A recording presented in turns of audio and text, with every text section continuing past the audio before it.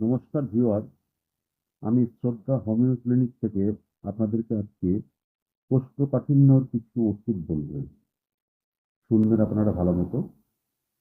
অ্যালোমিনা একটি ওষুধ আছে যেটা অন্ত্রের সুস্থতার জন্য, মানে এটার যে পটি হয় সেটা ভেড়ার নাভির মতো হয়, শক্ত মল হয়।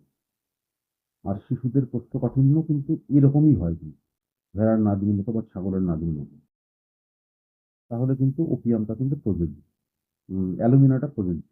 আর ওপিয়াম আছে নেক্সট, যে পায়খানা করার কোনো ইচ্ছেই থাকে না, পাকস্থলীর একদম নিষ্ক্রিয়তা অবস্থা, এরকম ক্ষেত্রে ওপিয়াম 200 প্রযোজ্য বা 30 প্রযোজ্য।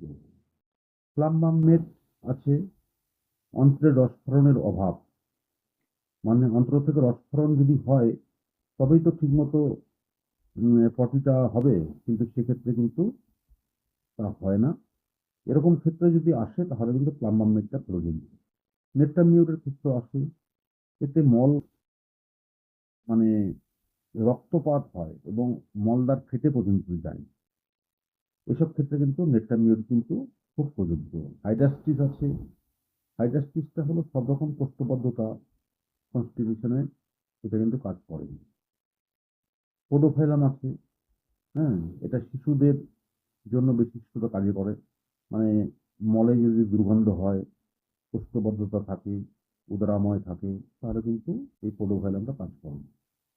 আর ক্যাসকারাস্যাক আছে, কোষ্ঠবদ্ধতার অত্যন্ত ভালো ওষুধ। এটা কিন্তু সবাই খেতে পারে। এটা হরিতকি আছে, হরিতকি মাদার টিনচার আছে। এগুলো ওষুধ আপনারা একটু মিলিয়ে নিয়ে খেতে পারেন। ধন্যবাদ।